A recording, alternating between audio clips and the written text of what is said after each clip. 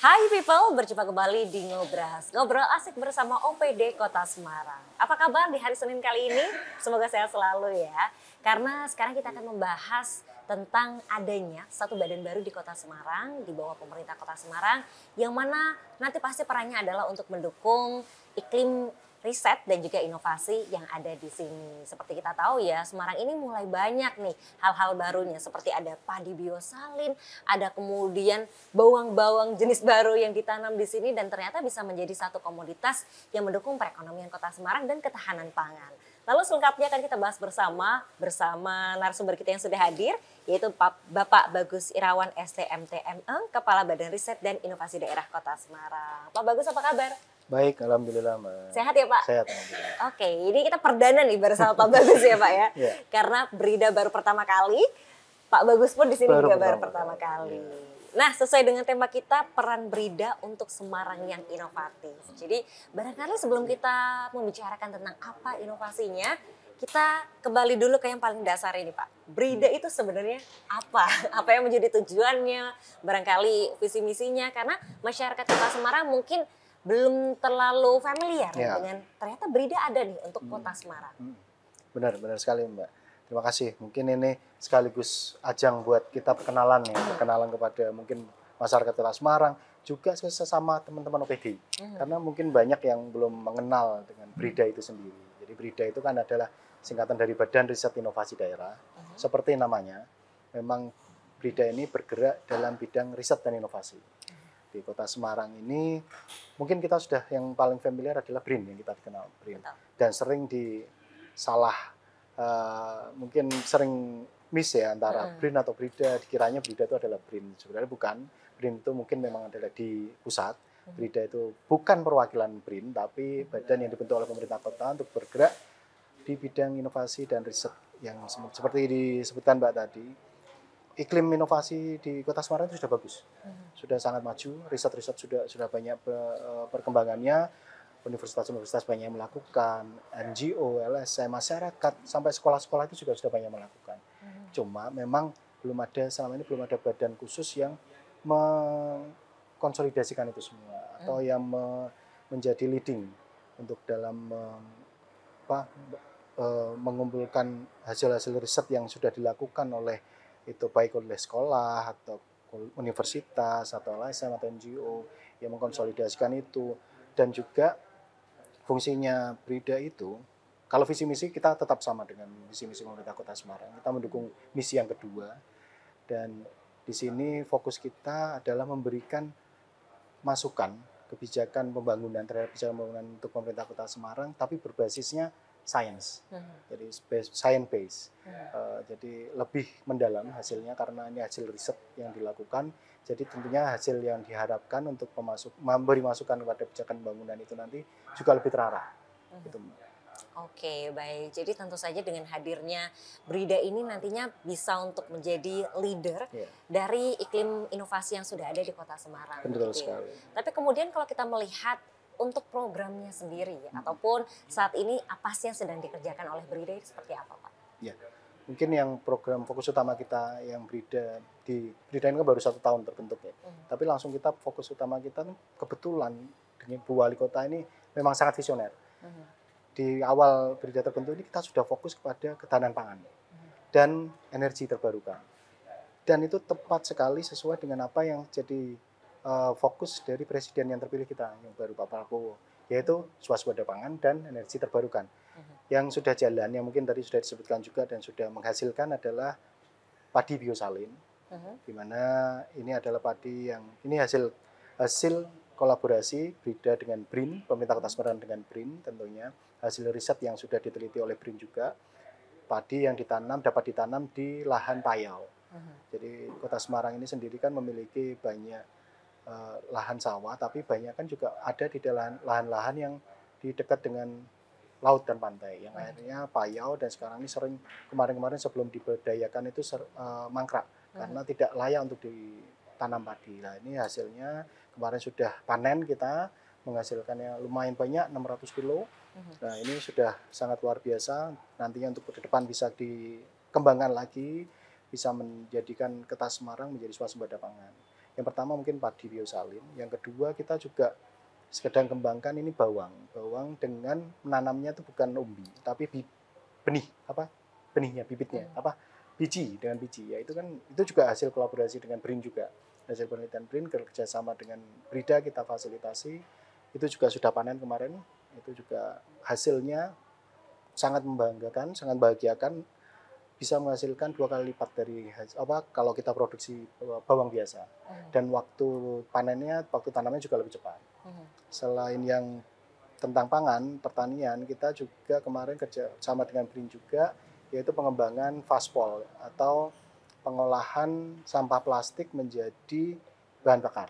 Kita tidak bisa, yang berbakarnya itu sekelas dengan solar. Nah itu kemarin yang masih sedang kita kembangkan saat ini. Ya. Oke, itu beberapa saja sudah sangat luar biasa ya. Karena ternyata bisa mendukung kondisi kita yang mungkin di daerah pesisir, permasalahan yang ada di masyarakat bisa diselesaikan dengan adanya inovasi-inovasi baru ini ya.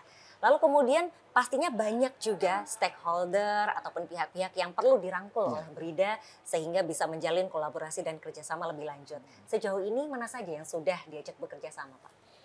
Jadi yang sudah kita kerjasama terutama pasti dengan BRIN. Yang kedua dengan universitas-universitas. Ya, selama ini kan banyak LPM yang di dalam peneliti-peneliti di universitas ini, yang ini sudah mulai kita rangkul, kita ajak kerjasama melakukan beberapa kajian, research, dan juga ke lembaga-lembaga NGO, LSM, ya ini juga sedang kita jalin kerjasama dengan NGO internasional. Kemarin datang ke Semarang, ini mereka juga sedang berusaha mencarikan dana untuk dibawa ke Semarang, khusus ke Semarang, ke Indonesia dan ke Semarang khususnya untuk pengembangan tadi energi terbarukan, pengolahan sampah plastik menjadi bahan bakar, itu yang sedang kita kembangkan. Terus dengan swasta juga kita berusaha rangkul karena hasil riset dan inovasi kalau yang dihasilkan oleh seandainya kita oleh perorangan atau oleh anak-anak SMP, anak sekolah yang sebenarnya memiliki nilai ekonomis, itu berusaha kita pertemukan biar nantinya bisa menghasilkan tambahan buat mereka. Oke, seperti yang kemarin kita lihat ya ada gelar karya inovasi bahwa perguruan tinggi maupun anak-anak SMK ini mereka ternyata sudah bisa membuat teknologi-teknologi yang pastinya berguna begitu ya Pak, dan nanti harapannya bersama Brida bisa dipertemukan dengan bisnis yang membutuhkannya begitu ya. Lalu kalau beberapa penemuan ataupun inovasi yang dihadirkan tadi kan barangkali buat masyarakat Kota Semarang terkesan masih baru, belum banyak yang memahaminya ataupun menerapkannya. Lalu bagaimana langkah lebih lanjut dari Brida untuk memastikan bahwa inovasi ini bisa diimplementasikan ke masyarakat Kota Semarang secara lebih luas? Ya, memang selama ini diseminasi atau sosialisasi kepada masyarakat terkaitannya dengan hasil-hasil inovasi itu masih sangat kurang. Nah ini yang langkah-langkah yang kita lakukan pastinya sekarang dengan adanya badan khusus yang khusus ngurusin inovasi dan riset, kita lebih perbanyak nih sosialisasi dan diseminasi kegiatan-kegiatan acara, mungkin sayembara, lomba-lomba yang melibatkan banyak peserta dan masyarakat. Kita juga sekarang banyakkan kegiatan tadi mungkin menyambungnya tadi ya.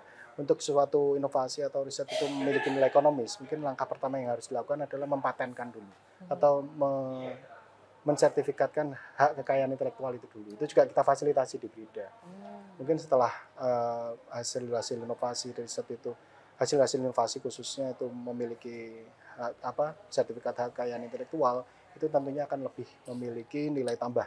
Dan itu nantinya bisa menarik masyarakat atau para inventor-inventor baru, inventor-inventor muda untuk bisa mereka lebih tertarik. Oh, ternyata selama ini yang kita lakukan itu juga difasilitasi, diperhatikan oleh pemerintah, dibantu oleh pemerintah untuk mendaftarkan HKI tersebut, biar nanti mereka juga lebih iklim inovasi di Semarang jadi lebih tumbuh lagi dan masyarakat jadi lebih terinformasi lagi. Oke, baik. Jadi untuk diseminasi hasil inovasinya masih perlu untuk digalakan, tapi di samping itu juga Brida mendukung para inventor ini untuk bisa memenuhi hak kita terlebih dahulu sehingga nantinya bisa memberikan nilai ekonomis selanjutnya. Dan kita masih akan memperdalam perbincangan kita kali ini bersama Pak Bagus, jadi jangan kemana-mana e-people, tetap bersama.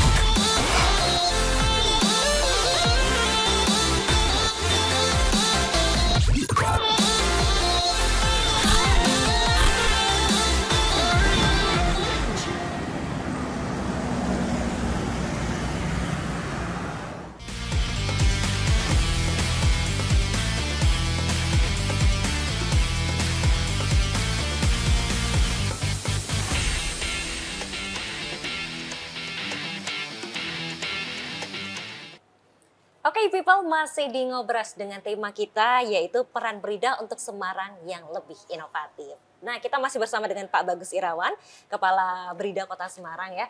Pak Bagus, kita lanjutkan ya setelah tadi mengetahui bagaimana latar belakang dan sedikit banyak terkait dengan Brida.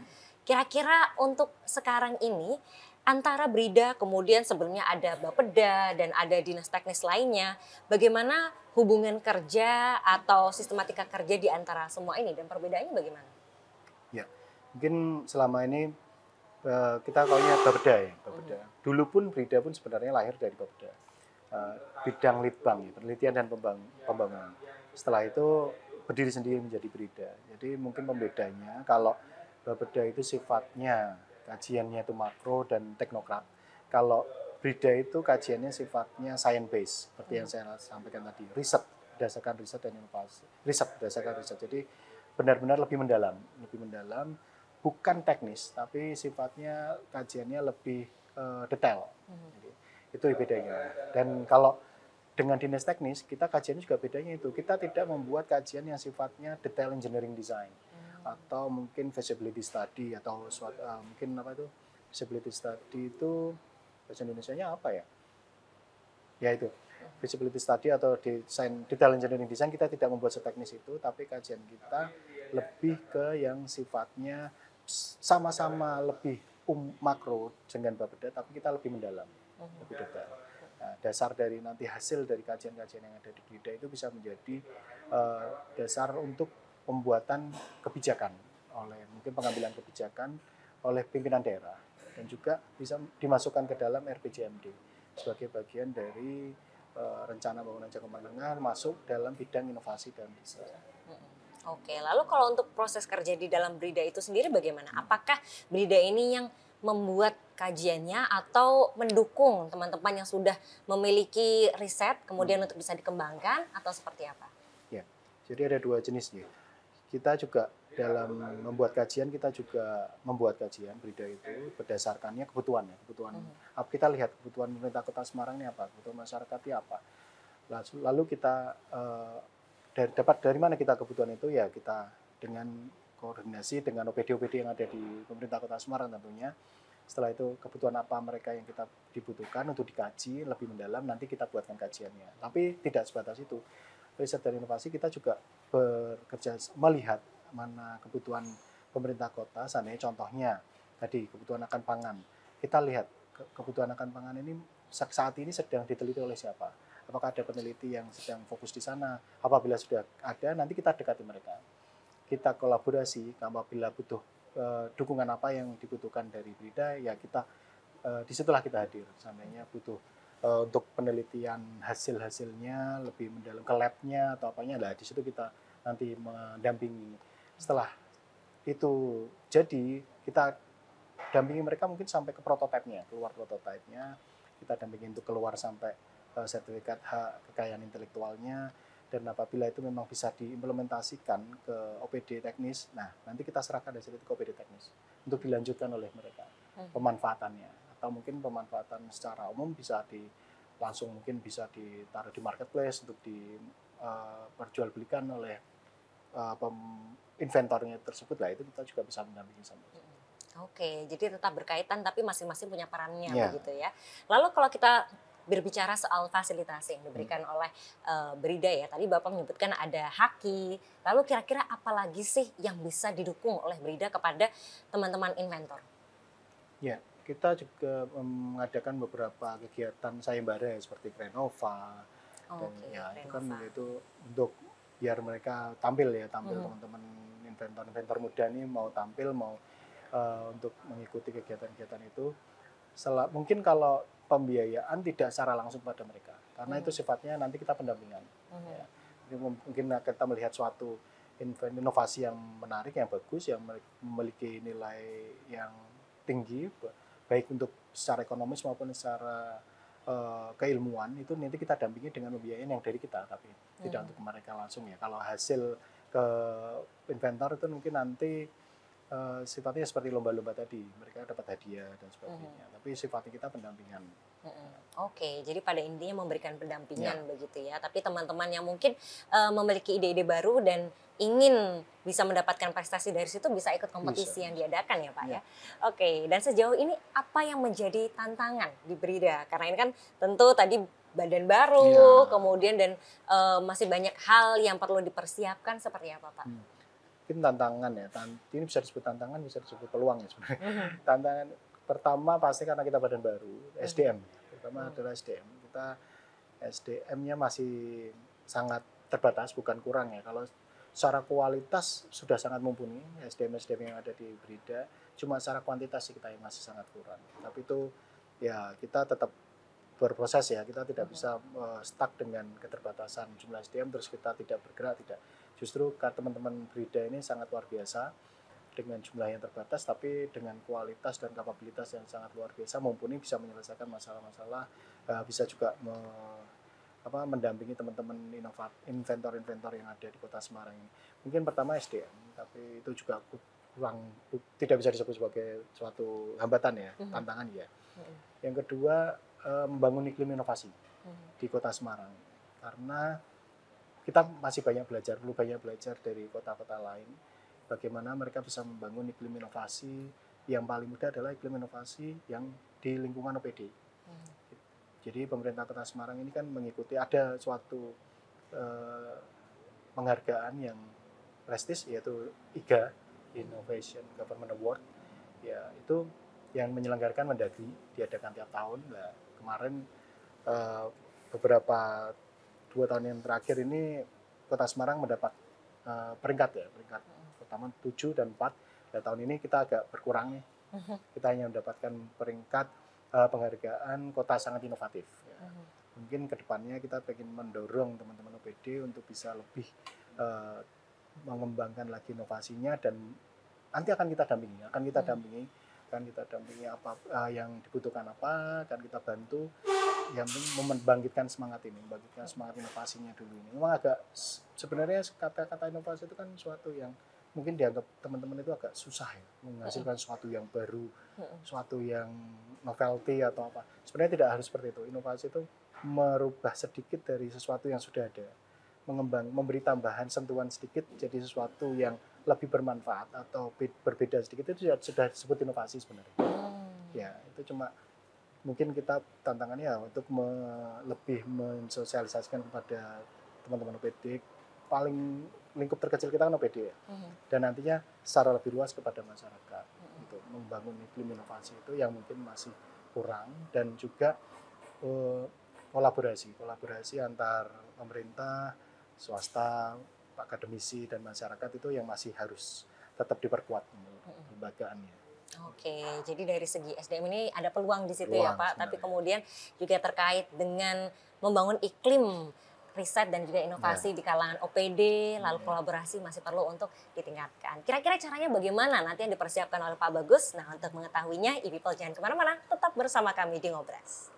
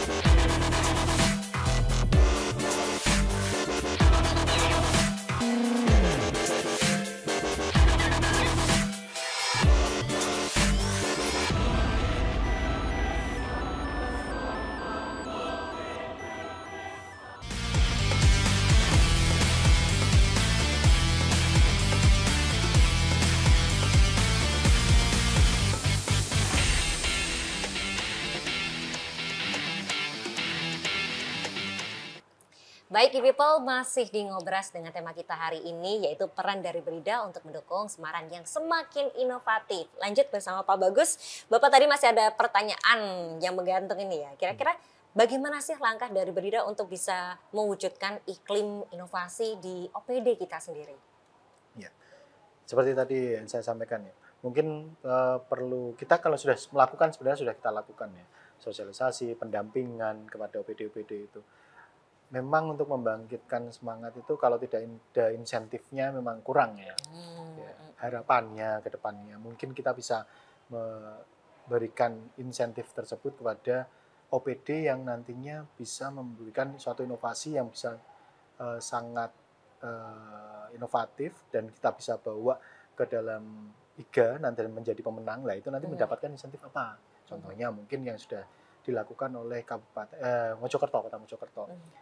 Memberikan insentif pada inventor OPD di OPD yang pemenang nantinya akan mendapatkan tambahan tunjangan. Nah, itu kan butuh suatu payung hukum juga, butuh juga komitmen dari pemerintah daerah. Apakah nanti kita bisa ke sana? Harapannya sih bisa ke sana. Jadi teman-teman OPD itu jadi lebih semangat karena ada insentifnya. Kalau mereka bisa membuat suatu inovasi yang bermanfaat bagi pemerintah Kota Semarang, bagi masyarakat, buat mereka pun ada insentifnya. Seperti itu. Oke, tapi kemudian Brida juga mendukung OPD ini untuk kalau punya program ataupun suatu inovasi untuk bisa diikutkan dalam kompetisi ataupun funding yang nantinya bisa mendapatkan hibah dari pihak-pihak lain, begitu Pak? Ya, begitu kita melihat ada OPD yang memiliki inovasi yang bagus, punya peluang dan potensi yang baik untuk memberi manfaat pada masyarakat, tentunya langsung kita dampingi nanti. Langsung kita dampingi, kita mungkin untuk pendanaan kita apabila tidak bisa mengandalkan APBD, kita bisa carikan CSR juga dari lembaga-lembaga internasional itu banyak sebenarnya funding itu. Nanti kita bisa hubungkan juga, kita bisa carikan dana-dana yang lain lah. Nanti kita bisa dampingi di situ. Oke, baik.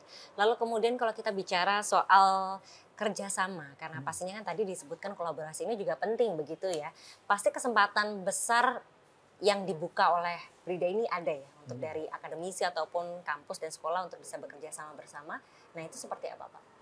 Ya, mungkin untuk dengan kampus-kampus, dengan universitas-universitas, kita bisa kerjasama dalam bentuk penelitian bersama. Atau mungkin kita juga bisa bentuk konsultansi pihak ketiga, itu kita bisa juga kerjasamakan dengan universitas-universitas ya, dengan tenaga ahli yang ada di kampus-kampus. Sebenarnya kalau hasil-hasil penelitian itu sudah banyak dihasilkan oleh universitas-universitas tersebut. Tinggal bagaimana pemerintah kota ini merangkul dari akademisi ini untuk bersama-sama ada menyelesaikan suatu masalah yang dihadapi oleh pemerintah kota. Mungkin mereka sudah punya solusinya, lah tinggal kita rangkul mereka melalui sistem kerjasama yang nanti kita bangun bersama. Ada berbagai model ya kerjasama dengan akademisi, bisa dengan swakelola, bisa dengan pendampingan, bisa dengan kerjasama penelitian dan lain sebagainya. Oke, jadi terbuka lebar ya untuk kesempatan bisa bekerja sama karena memang masyarakat Kota Semarang cukup aktif ya, tidak hanya pemerintah saja yang bergerak untuk mendapatkan solusi, barangkali dari masyarakat pun juga punya bisa sekali ya untuk nanti diakomodir dan dikerjakan bersama begitu. Lalu kemudian kita sudah di penghujung tahun 2024. Kira-kira tahun depan apa yang menjadi rencana dari Brida untuk melangkah selanjutnya, Pak? Ya. Mungkin kita untuk tahun depan masih sama, kita fokusnya untuk ketahanan pangan, energi terbarukan, pengembangan UMKM, ekonomi lokal dan itu. Yang tahun ini kita fokus ke pertanian, tahun depan kita akan geser mungkin ke perikanan. Ini sudah sedang kita jajaki untuk pengembangan udang faname dan lobster air tawar. Dan itu nanti tahun depan mungkin akan kita dalami di sana. Dan juga untuk pengelolaan lingkungan. Kita juga nggak bisa lepas ya, dan pembangunan itu nggak bisa lepas, ada dampak terhadap lingkungan. Kita juga pengen nanti tahun depan kita fokus kepada pengelolaan lingkungan. Dan tentunya yang untuk Brida sendiri, kita juga harapannya ke depan bisa membangun infrastruktur riset dan inovasi. Ya, mungkin kita saat ini kita memang belum memiliki lab, kita masih kerjasama dengan laboratorium yang ada di universitas-universitas. Harapannya ke depannya nanti Brida pun bisa memiliki lab sendiri, bisa memiliki laboratorium sendiri setelah SDM kita terpenuhi mungkin ya.